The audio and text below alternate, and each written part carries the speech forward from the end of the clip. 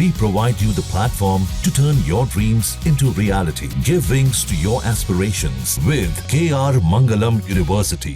तो ऑपरेशन सिंदूर के जरिए भारत ने पहलगाम का ही नहीं बल्कि कई और आतंकी हमलों का भी बदला ले लिया और इस ऑपरेशन में जैश ए मोहम्मद और लश्कर ए तैयबा जैसे आतंकी संगठनों को तगड़ा नुकसान हुआ है, जो भारत के खिलाफ कई आतंकी हमलों में शामिल रहे हैं।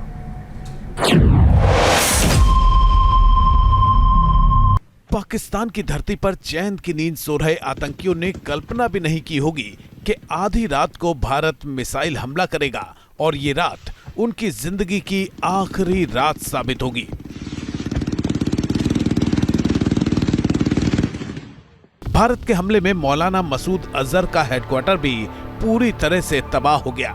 आधी रात को मस्जिद में मौजूद आतंकियों के बीच भगदड़ मच गई।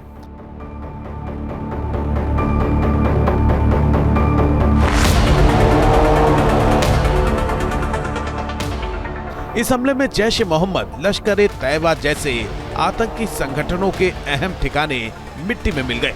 इन कैंपों में पनाह लिए हुए आतंकियों को उनके किए की सजा मिल गई।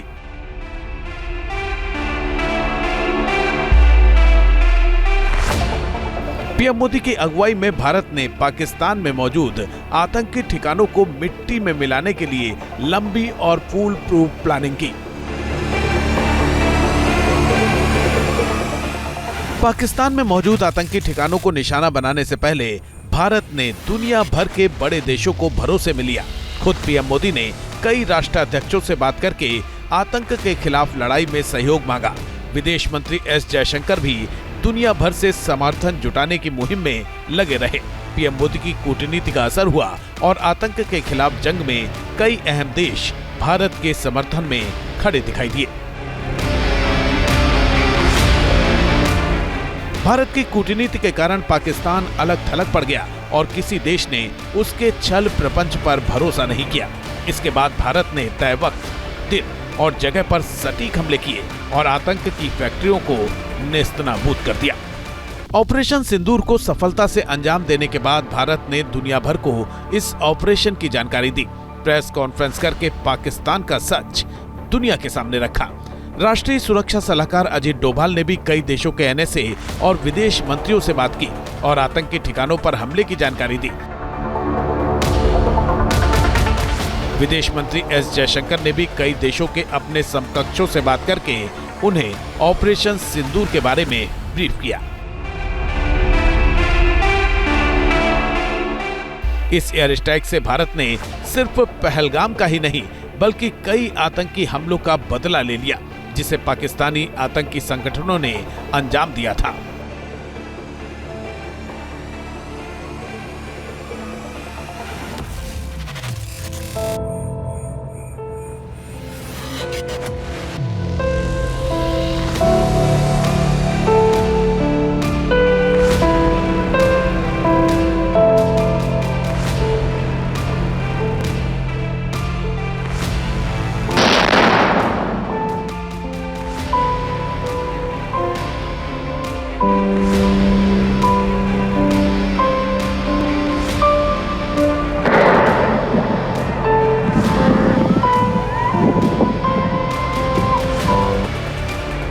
सैयदना बिलाल कैंप, मुजफ्फराबाद। पहलगाम के गुनहगारों ने ली थी ट्रेनिंग। भारत की एयर स्ट्राइक में मुजफ्फराबाद का सैयदना बिलाल कैंप भी इतिहास बन गया। पहलगाम हमले के आतंकियों के साथ ही सोनमर्ग और गुलमर्ग के आतंकियों ने भी इसी कैंप में ट्रेनिंग ली थी। यहाँ आतंकियों को हथियार, विस्फोटक और जंगल में लंबे वक्त तक रहने की ट्रेनिंग दी जाती थी। सैयदना बिलाल कैंप, मुजफ्फराबाद, यह एक जैश ए मोहम्मद का स्टेजिंग एरिया है। यह हथियार, विस्फोटक और जंगल सर्वाइवल ट्रेनिंग का केंद्र भी था।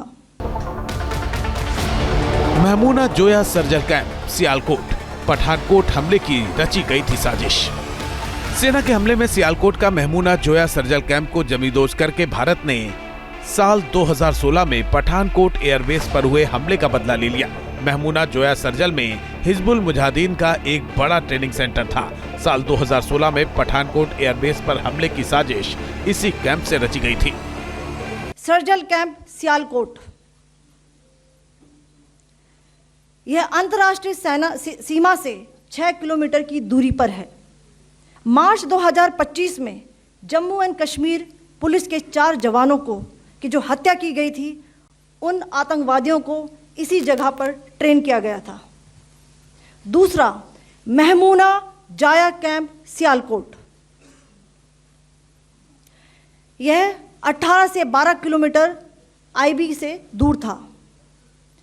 हिजबुल मुजाहिदीन का बहुत बड़ा कैंप था।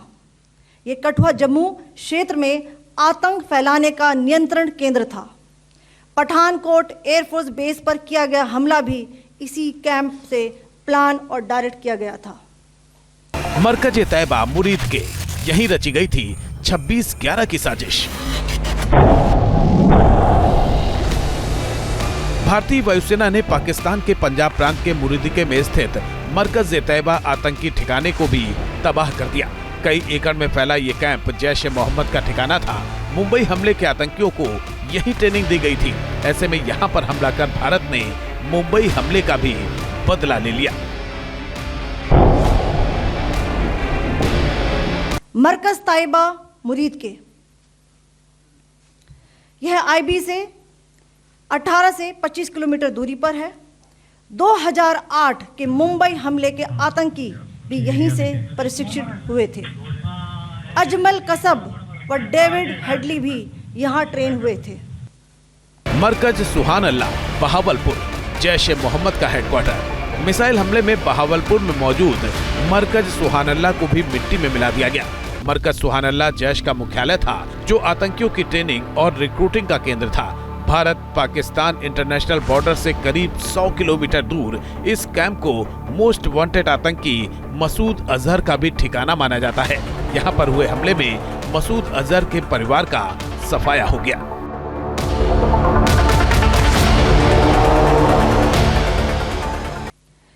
मरकज सुभान अल्लाह भावलपुर, यह इंटरनेशनल बाउंड्री से 100 किलोमीटर दूर है।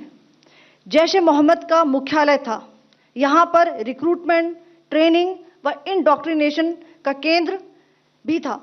शीर्ष आतंकी अक्सर यहाँ आते थे। पीएम मोदी की सरकार में उरी और पुलवामा में हुए आतंकी हमलों का भी इसी अंदाज में बदला लिया गया था। तब भारत ने सर्जिकल स्ट्राइक और एयर स्ट्राइक करके आतंकी कैंपों को तबाह कर दिया था। हालांकि तब भारत की स्ट्राइक पीओके तक ही सीमित थी। इस बार भारत की सेना ने पाकिस्तान के पंजाब में चल रहे आतंकी कैंपों को भी मिट्टी में मिलाकर दिखा दिया कि आतंकी चाहे जहां छुपे हो, हिंद की सेना उन्हें ढूंढकर मिट्टी में मिलाने की ताकत रखती है। Team news nation.